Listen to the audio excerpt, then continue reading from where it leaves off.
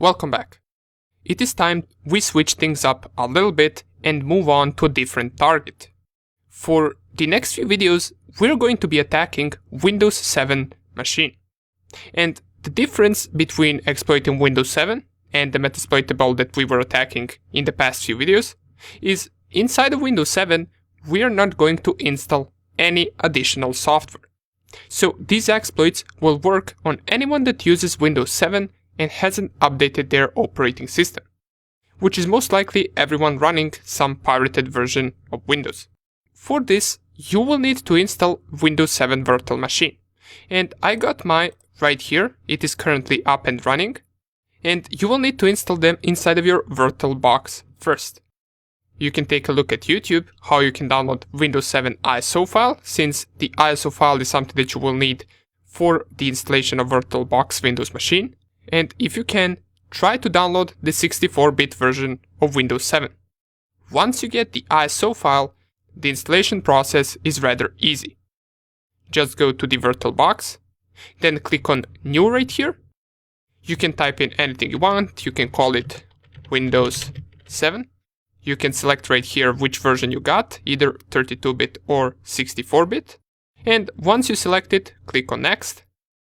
Let me just see right here, cannot create. This folder already exists. Yeah, this folder already exists because I have already created the Windows 7 machine.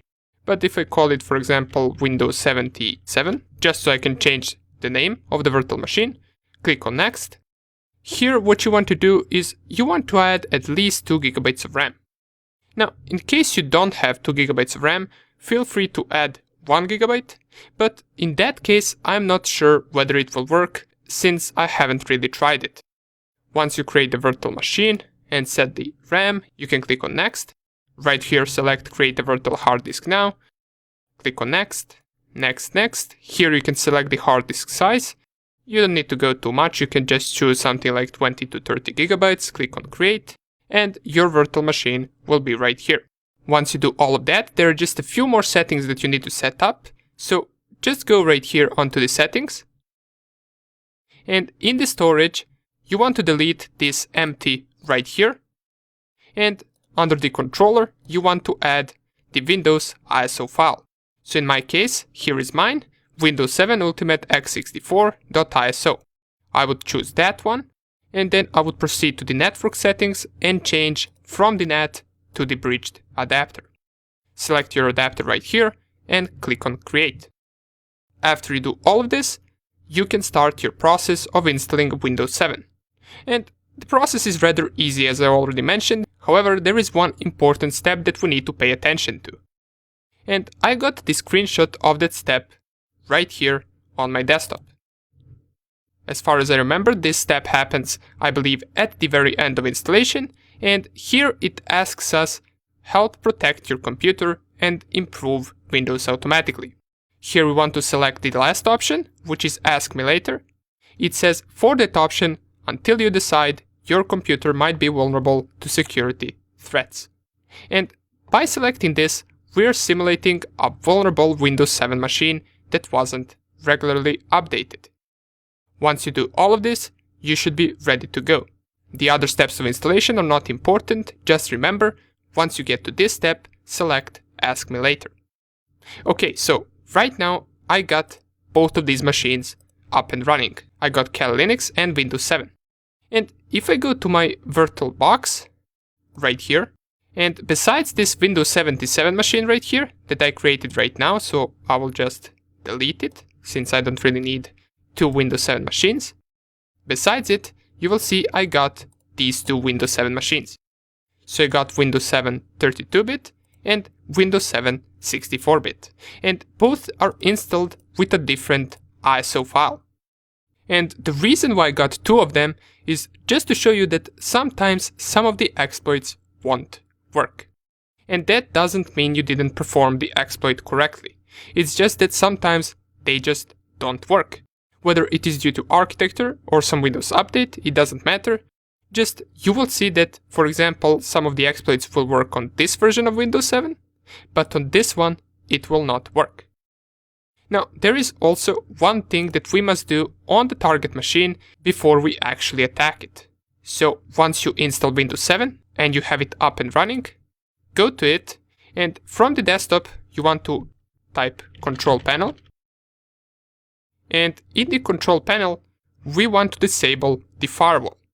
The reason we do that is because the attack that we're going to perform targets port 445, which is by default open on Windows machines. However, it is also by default being filtered by a firewall that is automatically on every time you install a Windows machine. So for our exploits to work, target has to have that port unfiltered by the firewall for us to be able to exploit it. In companies and larger networks, that usually is the case. This port will be open and unfiltered. Why? Well, because it is SMB protocol or server message block protocol.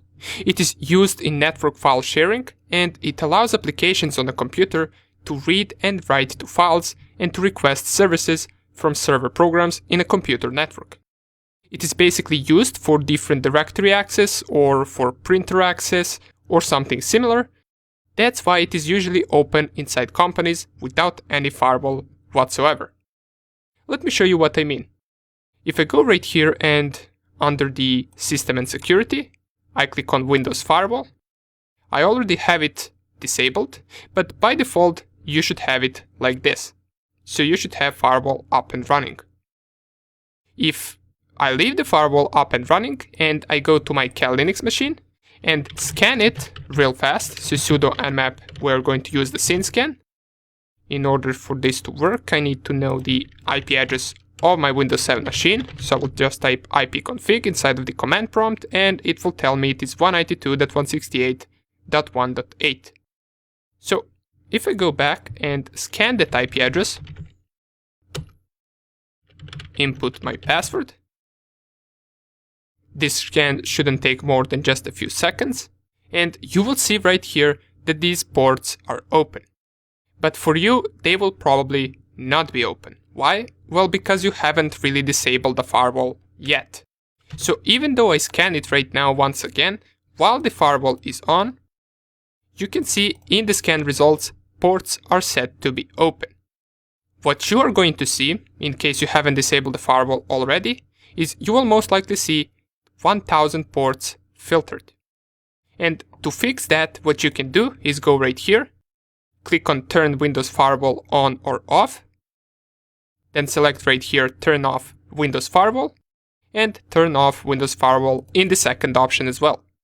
Click on OK, and now the firewall is off. Now if you go and perform the scan once again, for me I will have the same results, but for you, you will have much more ports open. And I also get some ports open that weren't open once the firewall was enabled. Besides all of those ports, you should also see the port 139 being open and the port 445 being open. And those are SMB ports. So the key thing to get from this is go to the Windows and disable the firewall. Once again, Control Panel, System and Security, and then Windows Firewall. After you do all of that, you are ready to go. In the next video, we are going to see how to perform one of the most known recent exploits called Eternal Blue. See you in the next video.